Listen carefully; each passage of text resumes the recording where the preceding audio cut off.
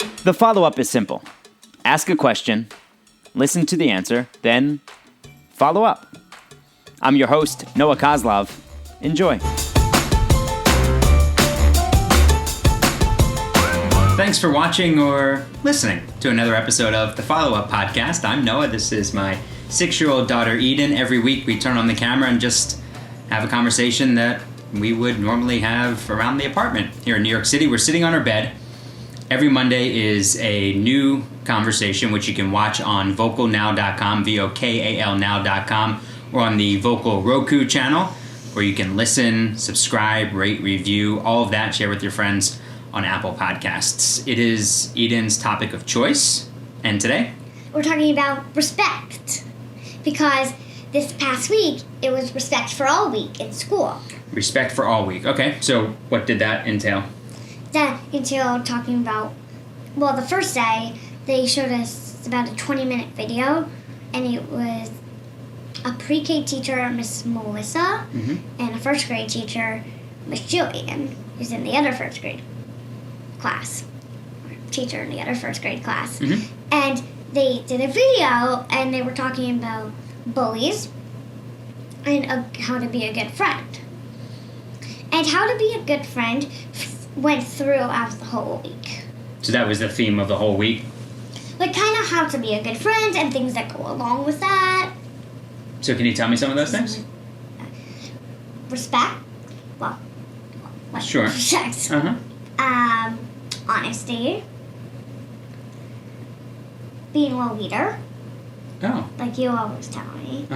Every morning you tell me before I leave the house, be confident, be a leader, be respectful, responsible, and have fun. Yeah, those are 5 good things to think about throughout your day. And those are great things that leads of how to be a good friend. Yeah. Right. Because if you do things, you can do all those things in different ways that depends on what the situation is, and also that leads to different things happening. In which way you use them. Did they give different situations, like, then ask you how would you be a good friend in this situation, like kind of like role playing at all? They didn't do that, but they asked us like when we were making like that cake or like a soup, like all the ingredients, like of how to be a good friend, and then you write like why, and then like 2 cups of something or something like that. Yeah. That was like how your top 6 things of how to be a good friend. Do you remember some of your other ones? I know you wrote honesty. Love, okay. Yep. Respect, sure. I think you wrote caring. Yeah. Another one could be kindness. Kindness, yeah. Truthfulness, trustworthiness. I think you wrote trust. I wrote honesty. Honesty, yeah. Right. That's not what you said. Yeah, because if you can't be honest with a friend, if you can't trust somebody, then they're simply not a friend. There's almost like different levels of being like a friend. Of friendship, like someone that you might just play with, but you're not going to. Yeah, you're not going to trust them with certain information or certain feelings. Right, like if this is the chart, like there might be like blocks of different colors, and each block or color means a different thing. Are you at the point with any of your friends where you guys talk about like feelings or emotions or anything deeper than just basically playing? Like playing with each other? Not really. I don't know when that changed for me and my friends. I don't know when that changed. Were you ever bullied? That you can remember? I don't remember being bullied. Like I remember a few times being like picked on a little bit. How so? Like, because I was always friends with a lot of different groups of kids in elementary school, junior high, high school. But I was never big. I'm not a big kid. So sometimes, like, I remember a few times in junior high, so 7th, 8th, 9th grade, when some of the bigger kids would, if they were just in gym class, like they would just like give me a shove or something like that and try to make me feel like maybe they're trying to kick my confidence down maybe a little bit. I remember one time in elementary school, I was in the lunch line, and this kid just kicked me in the shins really hard. Where's your shin? Shin. This is your shin right here. It's really hard. There's a bone there, and it hurt. And I remember crying a little bit. But that kid had some emotional problems himself. So I don't think he was doing it to me because it was me. But yeah, and I do wish there were some times that I think about situations where maybe I could have gone more out of my way for other people as a kid. Like if I saw someone sitting by themselves at lunch, and I looking back on it, I should have every time invited that person over instead of just sometimes.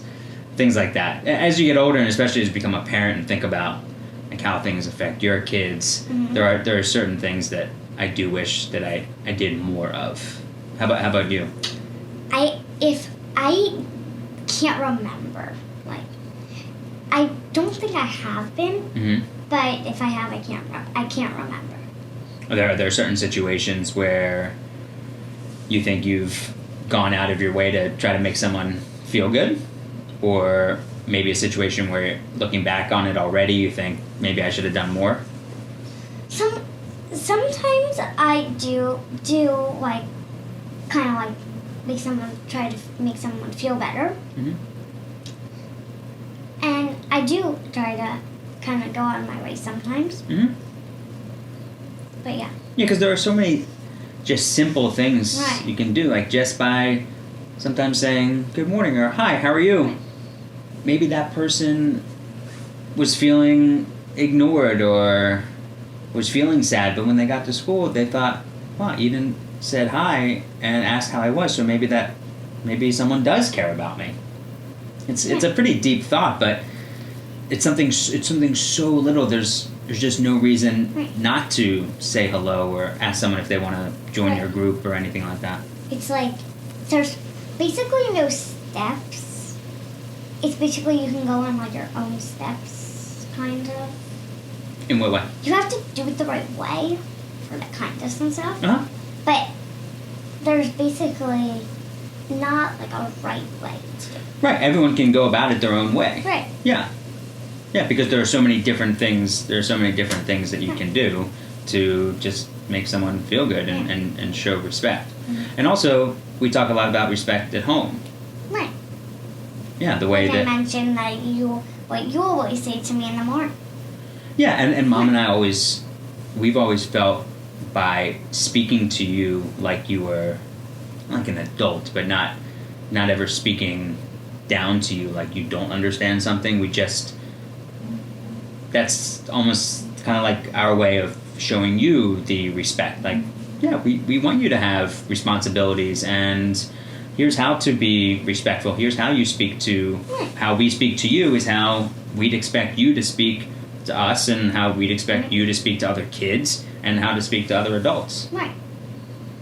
You've learned some things that way? Mm-hmm. Yeah, it's important. It is important. So what else from Respect for All Week stands out? Stands out rivergrams, which are basically a river rave is like when your teachers like basically give you they basically write to you like of what you did well that week. Mm-hmm. Like, stands out. Right, it's an acknowledgement. Right, that stands out. Come this way a little bit. Mm-hmm. And rivergrams are basically kind of like river raves, but you're writing them to like a friend or someone else. Yeah, which was nice, acknowledging someone else's friendship and why that person is a good friend.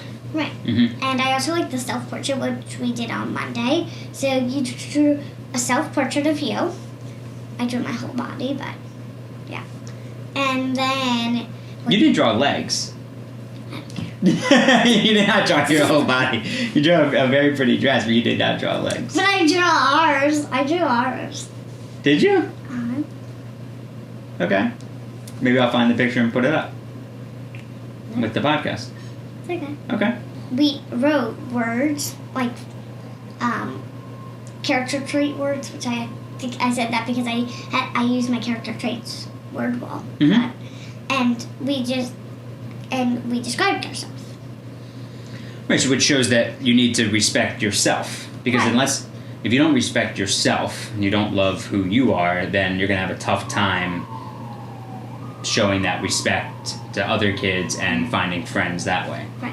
And that kind of goes along with those books that Dante had sent that I know we talked about before, about those different types of affirmations and saying, that's why we say to you every morning those certain things like be respectful, responsible, be a leader, be confident, have fun, and those other things about treating yourself like a friend. It's so simple, but treating other people the way that you would want to be treated. So always thinking, like if I was in that situation, how would I want that person to talk to me, or how would I want them to handle it? Right. And then just do it that way. Yeah. Right. So when you tell yourself those things, it really does sink in. Right. It does. Because it sinks in your head, because if you think those things, then it kind of gets stuck in your head. Right. And then when it gets stuck in your head, you do it all the time. Right. You truly believe it. Right. Yeah. And then everything turns out just basically perfect. We hope so. Well, not perfect, but But we hope so. just better. Yeah. And we hope it's for everybody. Right. Yeah. I'm really proud of you. Love you. Love you.